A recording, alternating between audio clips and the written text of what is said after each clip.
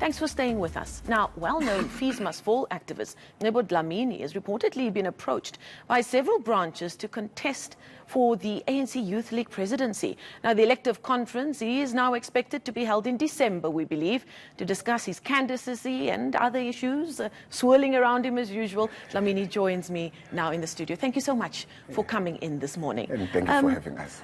But let's start at the role within which you rose to prominence, really, for most people, and that was the Fees Must Fall movement. Now, it's not in the news, doesn't dominate the news cycle like it did those 2 years ago. That was such an intense period for the youth in South Africa. Do you feel that society has forgotten about the importance of that cause? Well, not at all. I don't think that society has forgotten, but you know, as a country, we have to move. Every movement has a lifespan. All movements, all social movements have a lifespan. So the Fees Must Fall movement exhausted its time period. So we did what we have to do, and we have to move on as a country. We can't be protesting when it's time to harvest. Now, those issues, however, remain, or do you believe that some progress has been made? Well, there are issues. We haven't achieved free education completely. But we appreciate the fact, the intention, the motive from government. You know, it's a progress. So we have taken the first step. This year it's a learning curve. Next year we hope that it will be better, because the government was caught off guard when the former president announced. But I think we are doing very much better. And in terms of your feedback from the students on the ground, on those campuses, is there a feeling that progress has been made tangibly? Well, the problem has been Ngasana in NSFAS. The man has been a problem. The man has been collapsing that thing, and we appreciate his resignation. Now, the issue now is NSFAS, that a number of students in universities haven't received monies for food and other things. But all people who applied for NSFAS are in class. What is happening now is that they are starving.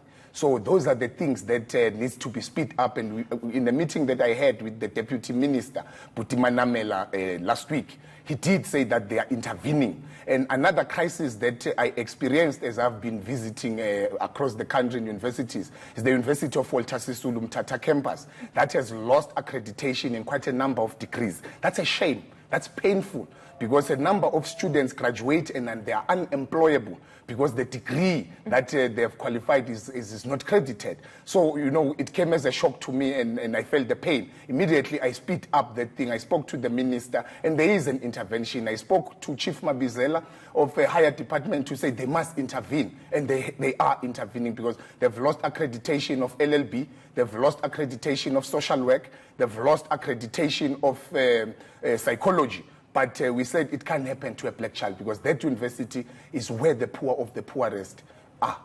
Now, let's focus on the situation that you find yourself in. You're still facing charges which include public violence, assault, and damage to property, going back to the intense part of that those protests in 2016. Wits has repeatedly said they're refusing to drop it. Your trial date has been set for this coming Friday, October the 19th. How do you feel about what you are still facing personally? Well, look, every revolution has consequences. So we are bearing the consequences. But for a long time, the state has been running away from taking me to trial. So I hope this Friday they won't postpone again. I've always been saying that we are very much ready to go to trial, because they don't have a case against me. There is nowhere in the evidence where I am seen smashing glasses or burning anything. But you know, in me lies many characters, but none of them is evil.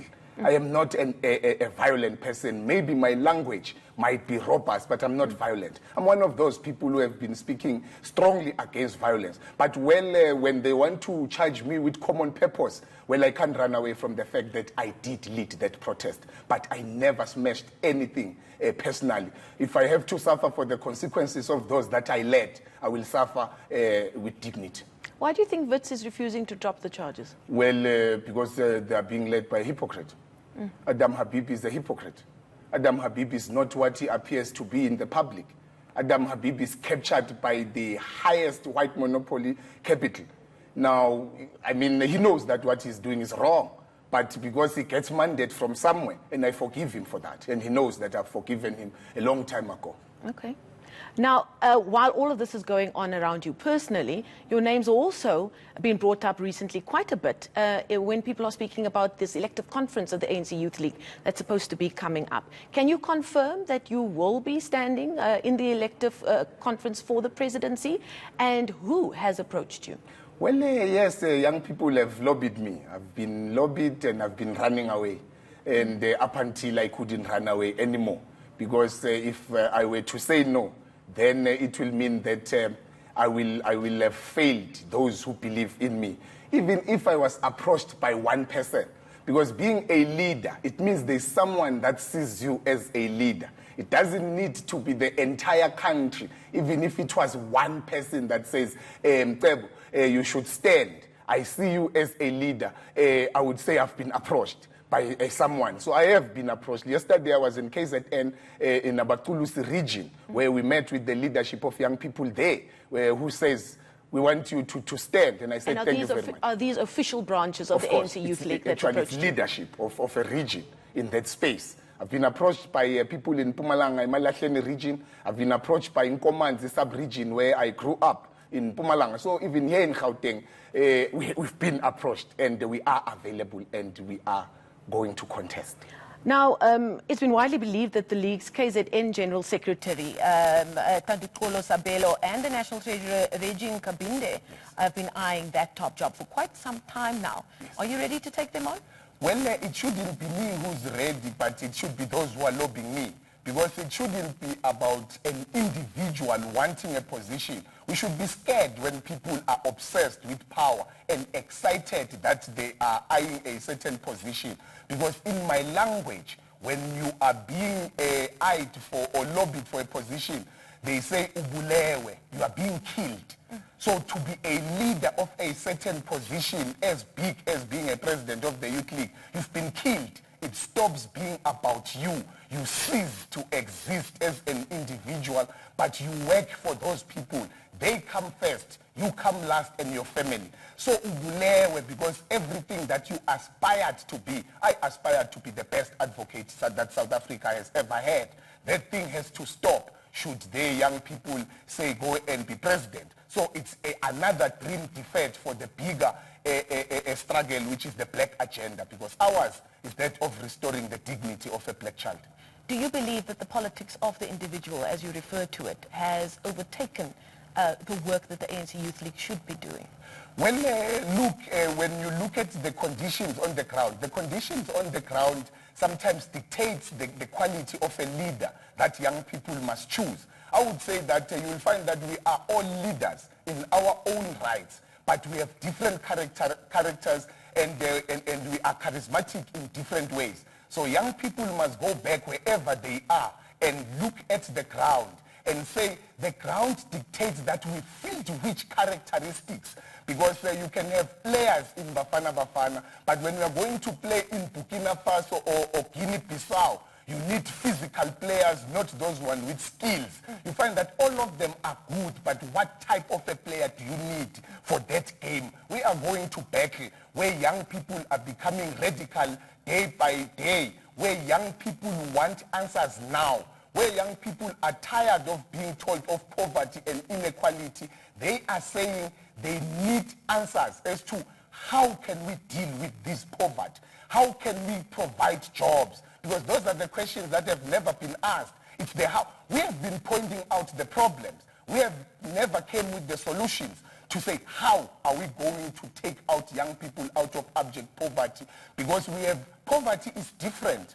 There's poverty in the rural areas, as Lalini, Nasemachochombeni. There's poverty in the township. Those poverties are not the same. So when we go in there, we must go with sober minds to say we are dealing with young people who are educated and those who are working. We are dealing with young people who are in the rural areas who are not working and who are uneducated. How do you bring hope to those ones? Because you can't speak the same language to a young person who's in Sentin and a young person who's in Lusigisigi, Tuchwa and Bizana in Eastern Cape.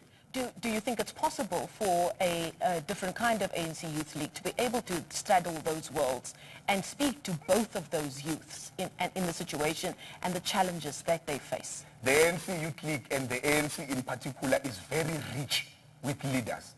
but you have been for a long time having people who have made politics a career, those who have been sitting in positions but doing nothing. Now is the time for young people to forget about the rest and the history of leadership. Because what we should be saying is that the Youth League of Lembede and Mda made their own history. They made a history of changing the ANC from what it was and making it radical, because the ANC was an elite. That was their history. When Mandela brought Lembede to the ANC Youth League, he left the following year. There were no credentials. They said this man is already ready. He's right to go and work. When we are speaking about child household-led children, those household led by children, when a child is 12 years, is already leading a household. We don't say you are young to lead. He's already, the condition says that 12 years must be a parent. Now, those who are busy saying, where are you going to get the credentials because they are gatekeepers? There are people who have been leading structures for 10 years, 15 years, but the structure is not moving anywhere. The problems of young people still remain. So that's the history that young people must make, to say we identify qualities and we send that particular person straight to lead. We are making our own history. Young people must not be scared to make history. Youth League is very rich with young, capable leaders, but you can't see those ones because the league has been commodified. Extravagancy has taken over. People want to live an opulent lifestyle in the expense of those who have given the mandate to lead. That thing stops with this conference. Now, I think I remember reading during the time of the Fees Must Fall movement, when it was still in the headlines, there was a time when the ANC Youth League wasn't supporting the movement. I might be wrong, but I think I remember a quote from Colin Maine at the time criticizing the movement. Do you think that's proof? Do you believe that that's proof that the ANC Youth League is not in touch with the needs of the youth? Well, it happens. Let me explain this to you. You know that as members of the ANC Youth League, we are in bed with the government. We are in alliance with the government. And that made it difficult for you. It makes it very difficult for you, under the banner of the Youth League, to speak out broadly and take a stance. But we have been doing that. We have proven that we remain rooted with the interest of the students. I have always said that ours is to serve the interest of the poor, of the poorest, the voiceless. Ours is not to please old people who are in power. And you believe that's what's been happening? Our interest will always be in conflict with those who are in government because they have become too comfortable. They are sitting in those air conditioners, and some of them have forgotten why they're in parliament. They are sleeping. They are sleeping because the Youth League is also sleeping. We have forgotten our mandate and why the Youth League was formed. Ours is to wake up those old people. Ours is to shake them up. Ours is to always determine the political discourse and what is in the newspapers every day. Ours is to champion the interest of the poor black masses of our people at all times. Before I let you go, can you confirm, do you have an idea of when the elective conference will be taking place? Can you confirm when the elective conference is sitting on the 17th of December, which will be my birthday, by the way. Well, I don't know if I'd have to say happy birthday or I should say at the time. But thank you so much for your time this morning. Fees Must Fall activist, is that what we still refer to you as? Prospective president of still the presidential candidate. Oh, there we go. Mcebo Dlamini in the studio. We thank you for your time. I'm sure we'll be hearing more from him as we head closer to that elective conference in December.